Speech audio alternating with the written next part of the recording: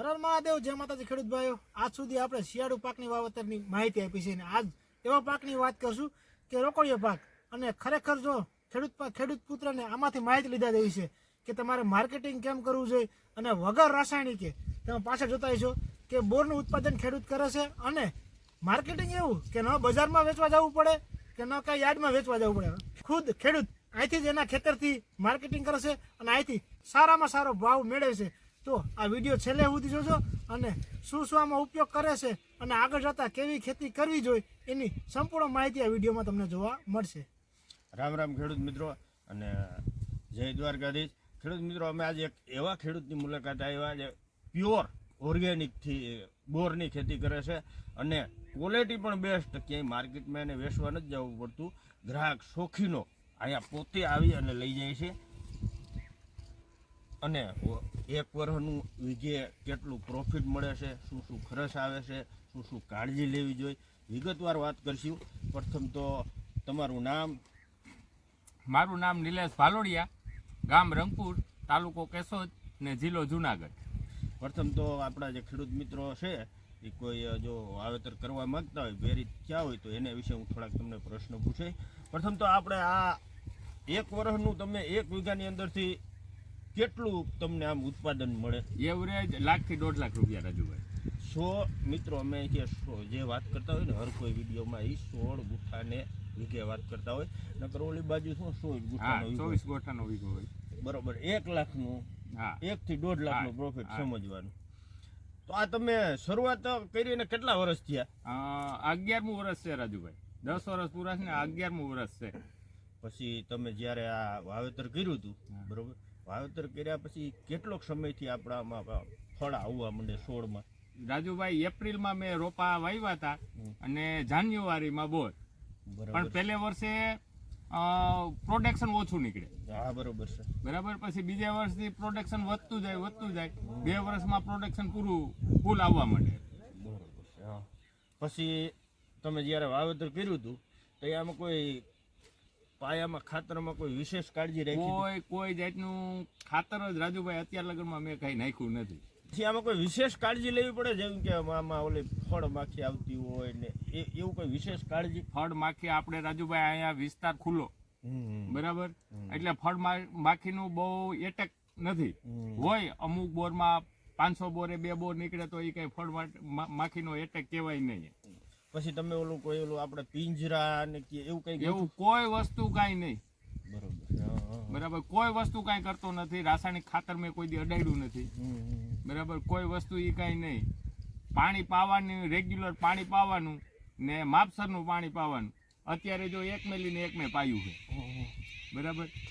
આ બોરની સિઝન પૂરી થાય એટલે એપ્રિલમાં આનું કટિંગ કરી નાખવાનું. બરોબર છે. બરાબર. કટિંગ કરીએ પછી એક પાણી પાઈ દેવાનું એટલે એના કોટા ફૂટી જાય. ચોમાસું બેહે ને વરસાદ થાય પછી રેગ્યુલર ચાલુ થઈ જાય. 7મ 8મ આવે ત્યાં ફાલ આવવા ચાલુ થઈ જાય. ફાલ આવે ત્યારથી પછી મધમાખી કેમ આવે એનું ધ્યાન રાખવાનું. બરોબર. હું મધમાખી આવવા માટે આપણે ગુગળનો મતલબ કે આમંત્રણ આપવાનું મધમાખીને. બરાબર. આ મધમાખી ના આવે તો આ એકે બોર થાય નહીં. બરોબર છે. ખેડૂત મિત્રો ખાસ ધ્યાન દેજો. બરાબર.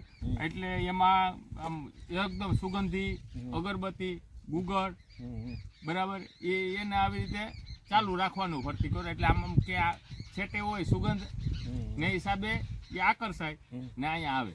તો હું તમને અત્યારે કહેતો જાઉં, જો મધમાખીને આકર્ષવા માટે અને ખાસ તમને એક સલાહ આપું, કારણ કે નારિયેળ વિમાનું આમ જતો હોય આપતો હોય, તમારે ગોળ અને દૂધ છાંટી દેજો. તમારા છોડને બધા પોષક તત્વો પણ મળી જાય અને આ જે પરજીવી જીવાત ગયે અને આમંત્રણ પણ આપીએ, બહુ ફાયદો થાય. અરે આમાં હે ને બોર બગડે નહીં તમારે. સમજી ગયા? તમે એમને મેલજો ને તો ખુલ્લા રહીએ. ત્યાં નકર છે ને તમે ખુલ્લાઈ છે ને તો ટોપડીમાં ગમે એમાં ભરશે.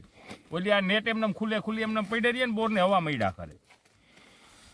તો તમે મિત્રો જોશો છો નિલેશભાઈ બોરનું પેકિંગ કરે છે. તો નિલેશભાઈ, જે આપણે કહીએ ને બકાલાની ભાષામાં આને બદલો, તો આ બદલાવનું બોરનું તમે શું કરો છો? એને ગટરમાં નાખી દેવાનું. જો સામે રોડને કાંઠે ગટર છે એમાં એને ક્યાંય વેચવા નહીં. અડધા ભાવમાં ના લઈ જાય? નહીં. તો એનું કારણ હું તમને નથી વેચતા? બદલાનું વેચવું એટલે તમે લઈ ગયા ભાઈ નિલેશભાઈ, હા. તો પછી રાજુભાઈ બોર ખાય હા, તો એને ખબર નથી કે નિલેશભાઈ બદલાના બોર લઈ ગયા. હા. બરાબર છે. હા. એટલે રાજુભાઈ ને શું થાય કે બોરમાં કાંઈ લઈ લેવાનું છે નહીં, એટલે એ બોર વેચતો જ નથી હું.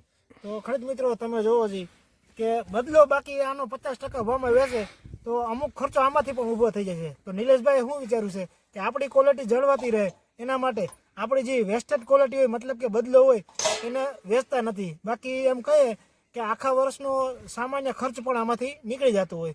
એના બદલામાં નિલેશભાઈ એ બદલાનો આપણે ગટરમાં નાખી દે છે કે તમારી ક્વોલિટી તમારું માર્કેટિંગ કરવું હોય તો આગળ 120 તમારે સારી ક્વોલિટી મોટો આપવી ખાવ જોઈએ. તમે. અને મેં કીધું એમ કે અહીંથી જ માર્કેટિંગ થાય છે, તમે જોવો છો અહીંથી જ વેપારી થાય છે. અને ખાસ કરીને મોટા ખેડૂત ભાઈઓ જે કેશોદથી અહીંથી પણ બોર લઈ જાય છે અને એપલ બોર તરીકે નામ પણ છે. મારી હાટીનાથી આવું બોલો કીધું તમે મળી આટી ભાઈ, હું ભાઈ મારી હાટીનાથી બોર લેવા આવું છું. ભાઈના બોર છે ને એકદમ ફેમસ છે, ના બોર હું મારી હાટીનાથી લેવા આવું છું. જો મિત્રો મેં કીધું એમ કે માર્કેટિંગ ખેડૂત મિત્રો અહીંથી જ થવું જોઈએ, તો જ આપણો નફો છે ને તો જ આપણું ભવિષ્ય છે. મેં સાંભળ્યું છે કે આમાં બોર ઉતારવામાં વિશેષ કાળજી લેવી પડતી હોય, તો ઈ જરાક ખેડૂત મિત્રોને વિગતવાર સમજાવો, કારણ કે જો કોઈ ખેડૂત મિત્રોને વાવેતર કરવું હોય તો એને જાણકારી મળે. એમાં શું છે, જો આખી બોરની શાઇનિંગ જ આખી અલગ હોય. જો આ બોર છે ને રાજુભાઈ, જો આ બોર ને અંદર જો આમ તમે દબાવો આ દાંડલી નથી નીકળી. જો અંદર માવો પોચો પડી ગયો હોય તો દાંડલી નીકળી જાય અંદરથી જ. એમને દાંડલી રેવી ન જોઈએ. હા, અંદર આઈ નાઈ દાંડલી આઈ નાઈ ચોટતી રહેવું જોઈએ. જો હજી છે ને આમ તમે દબાવો, આ બોર પોચું નથી થયું, ઓછું થવું જોઈએ. હા, એપલ જેવું થવું જોઈએ, કણી પડવી જોઈએ. અરે વાહ, બરાબર છે. તો ખેડૂત મિત્રો સફરજન જેવું થવું જોઈએ, કણી પડવી જોઈએ. તો એટલે તો એનું નામ એપલ બોર પાડવામાં આવ્યું છે કે એપલ જેવું બોર થાય.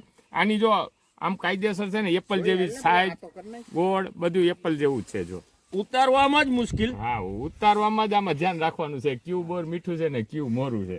તો પછી મજૂર હાલે ઉતારવામાં કે ના ના હાલે. તો આપણે ઘરના જ ઉતારવું પડે. મિત્રો ખાસ મહત્વની વાત છે કે અનુભવી હોય ઈ જ બોર ઉતારી શકે. હા, અનુભવી હોય જ ઉતારી શકે. પછી વેસ્ટ કેટલું જતું છે આમાં? 35 થી 40% બોર ખરી જાય. મતલબ કે ખેડૂત મિત્રો કહેવાનો મતલબ એવો થાય કે સારી ક્વોલિટી હોય એને જ હા, વેચવાનું. એને જ વેચવાનું. એવું નંબરે કે બધું ઉહડો હા, ડોહડો ઉહડો બજાર ડોહડો જે વેચવાનું. બજારમાં જળતું હોય એ રીતે નથી હો. હા, ચોખ્ખી, પ્યોર અને એકદમ ફર્સ્ટ ક્લાસ પાકલ અને કણી કણી થઈ જાય ઈ જ ક્વોલિટી વેચવાની. હા, એ જ વેચવાની. અને ખેડૂત મિત્રો એક ખાસ વાત કહી દઉં, આજુ આયા જે કેશોદ તાલુકો છે, કેશોદ તાલુકાનું રંગપર ગામ છે, રંગપરના ભાઈ છે, એનું મોટું નામ છે. એટલા એરિયામાં તમે કોઈ પણ ને પૂછજો કેવા બોરવાળા, એપલ બોર. એપલ બોર. તમારું નામ? નિલેશભાઈ ભાલોડિયા. નિલેશભાઈ ભાલોડિયા બોરવાળા, એટલે એનું નામ છે કે બેસ્ટ ક્વોલિટી જ દેવાની. અને ભાવ કેટલો લ્યો?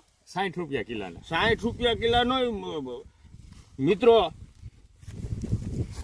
અહીંયા તમને સ્ટોક ન જોવા જડે, 60 રૂપિયામાં અહીંયા સ્ટોક ન જોવા જડે. એનું કારણ છે કે ક્વોલિટી એકદમ બેસ્ટ. અને હું તો હર વિડીયામાં કહેતો હોય કે જેટલી તમારી પછી ખેત પેદાશ હોય કે પછી બાગાયતનું કેરી કે કોઈ પણ વસ્તુ હોય, જેટલી ક્વોલિટી સારી એટલી બજાર આપને સારી મળે. આ તમને વિચાર કેમ આવ્યો હતો કે આપણે બોરની ખેતી કરવી એમ? કે ભાઈ વિસ્તારમાં તો એવું હતું કે ભાઈ અમથામતા હોવાઈ ગઈ હતી. અમને થોડુંક સમજાવો, રસપ્રદ લાગે. એમ નહીં, આ તો આપણે ટ્રાય કરવામાં જો આ ઘાટી વાવી કે ભાઈ 300 રોપા મારા હાથમાં આવ્યા હતા. આ નાસિકથી રોપા આવ્યા હતા, બરાબર છે. જો આ કાયદેસર રોપા તો 2.5-3 વીઘામાં થાય, ઈ આપણે 1.5-1.5 વીઘામાં વાવી દીધા. અનુભવ નતો એટલો થાય. બરાબર. આપણે તો જગ્યા આનું સક્સેસફુલ થાવું કે નહીં થાય એ તો ખબર નહોતી. બરાબર. આની કોઈ બોરની ખેતી કરતું નહીં, એટલે આપણે ઘાટી વાવી દીધી. ભાઈ વીઘા રોકાય તો 1.5 વીઘો રોકાય. મતલબ કે તઈ તો સાહસ જ કર્યો. સાહસ જ કર્યું હતું. અને પછી આપણે ધીરે ધીરે આપણે બોર આવવા માંડ્યા ને ક્વોલિટી બનાવવા માંડ્યા ને અહીંથી વેચાવા માંડ્યા. બરોબર છે. હવે પછી આનું આપણે જે વાવેતર કરતા હોય તો બે હાર વસારે કેટલો ગાળો રાખવો? જો મારે તો 10x8 નો છે. આમ એક લાઈનમાં છે 8 ફૂટ ને આમ છે 10 ફૂટ. તો તમારો અનુભવ શું કે કેટલો રાખવો જોઈએ? 15x15 ને છેટે વાવો ને તોય હાલે. બરોબર છે. બરાબર. 100% એટલે મારે આ કાયદેસર 3 વીઘામાં બોયડીના રોપા થાય એમ હતા, મેં 1.5 વીઘામાં વાવી દીધા.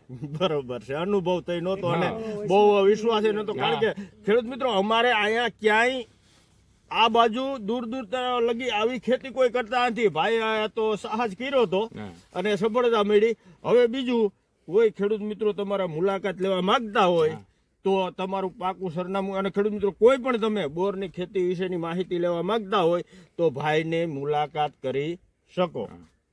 આમાં મેપ ઉપર છે જ આપણું હમ. કે ભાઈ યુગ ભાલોડિયા ફાર્મ કરશો એટલે આપણું લોકેશન આવી જાય. તોય છતાં થોડીક નામ સરનામું ને કહેજો. આ મારું નામ નિલેશ ભાલોડિયા, હમ. Mobile number 9624 35997. મિત્રો રંગપર ગામ છે કેશોદ તાલુકાનું, જુનાગઢ જિલ્લો.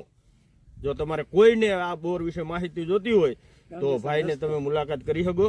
ભલે મિત્રો આજ એટલું જ. મળશું પાછા એક અલગ જ વિષયમાં. તાલીગી બધાને જય માતાજી, જય દ્વારકાધીશ.